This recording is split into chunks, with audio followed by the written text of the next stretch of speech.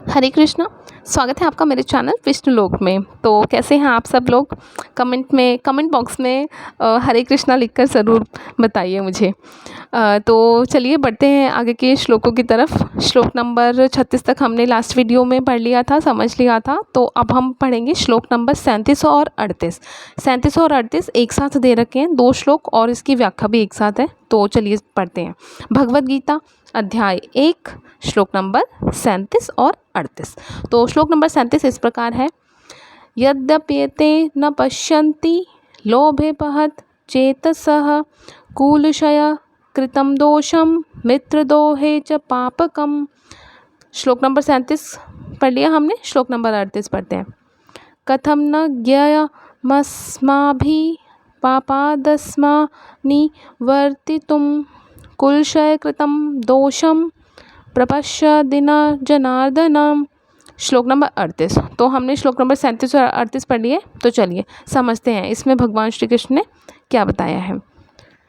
हे जनार्दन, यद्यपि लोभ से अभिभूत चित्त वाले ये लोग अपने परिवार को मारने या अपने मित्रों से द्रोह करने में कोई दोष नहीं देखते, किंतु हम लोग जो परिवार के विनष्ट करने में अपराध देख सकते हैं, ऐसे पाप कर्मों में क्यों प्रवृत्त हो।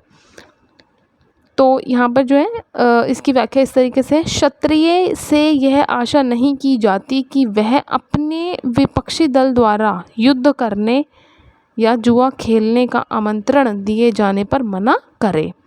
श्री कृष्ण भगवान बोल रहे हैं कि क्षत्रिय लोगों से ये आशा नहीं की जाती कि वो अपने विपक्षी दल द्वारा युद्ध करने या जुआ खेलने के आमंत्रण, मतलब कि अगर वो बोल रहे हैं हमसे युद्ध करो या फिर हमारे साथ मतलब जुआ खेलने का आमंत्रण दे रहे हैं, तो वो मना नहीं कर सकते क्षत्रिय लोग। ये कृष्ण भगवान यहाँ समझा रहे हैं, बता रहे हैं। ऐसी अनिवार्यता में अर्जुन लड़ने से नकार नहीं सकता था, क्योंकि उसको दुर्योधन के दल ने ललकारा था। बिल्कुल सही बात है, दुर्योधन के दल ने ललकारा था अर्जुन को लड़ने के लिए। तो इसलिए कृष्ण भगवान अर्जुन को समझा रहे हैं कि वो मना नहीं कर सकते, युद्ध भूमि में आए हैं लड़ने के लिए और अब वो लड़ने से मना नहीं कर सकते अर्जुन। इस प्रसंग में अर्जुन ने विचार किया कि हो सकता है कि दूसरा पक्ष इस ललकार के परिणामों के प्रति अनभिज्ञ हो। मतलब कि अनभिज्ञ का मतलब कि वो इसके जो परिणामों से परिचित ना हो, मतलब उनको पता ना हो कि यार इसका परिणाम क्या हो सकता है। अर्जुन ऐसा सोच रहे थे कि दूसरे पक्ष जो है हमें ललकार रहे हैं, उनको उनके परिणामों का पता नहीं होगा। लेकिन अर्जुन को तो दुष्परिणाम दिखाई पड़ रहे थे। तो अर्जुन को तो दुष्परिणाम दिखाई दे रहे थे कि युद्ध करने से तो कोई लाभ होने वाला नहीं है, सब खून खराबा ही होगा। अतः वह इस ललकार को स्वीकार नहीं कर सकता था, तो इसलिए वो स्वीकार नहीं कर रहा था अर्जुन।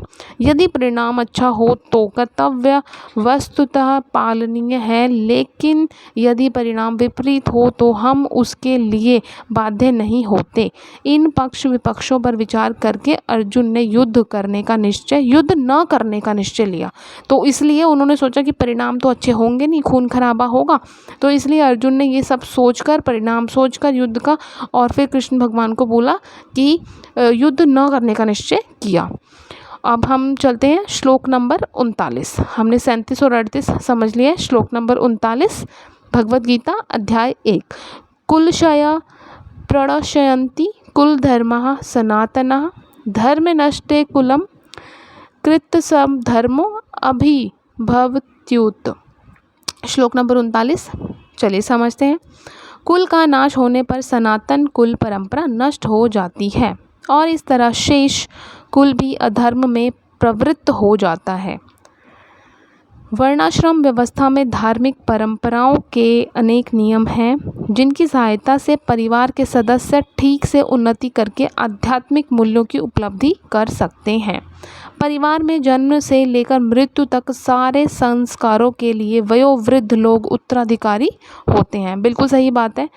जो परिवार में मतलब जन्म से लेकर मृत्यु तक जो सारे संस्कार होते हैं उसके लिए कौन लोग उत्तरदायी होते हैं, कौन लोग उसके लिए जो है उत्तरदायी किनको माना जाएगा, जो कि बड़े हैं, वयोवृद्ध हैं, जो सबसे बड़े बूढ़े लोग होते हैं हमारे घर के, उन्हीं से ही सारी परंपरा चलती आ रही होती है।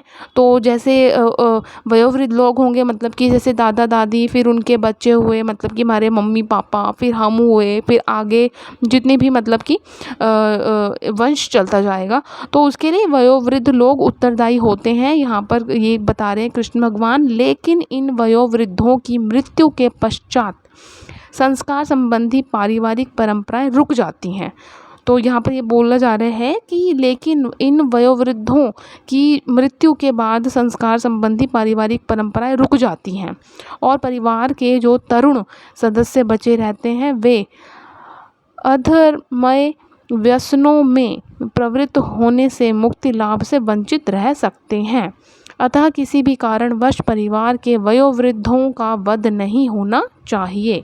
तो ऐसा इसमें बताया जा रहा है श्लोक नंबर 39 में कि इसलिए किसी भी कारण से परिवार के जो वयोवृद्ध लोग होते हैं उनका वध नहीं होना चाहिए। इस तरीके से श्लोक नंबर 39 भी यहाँ पर हमने पूरा पढ़ लिया है और समझ लिया है।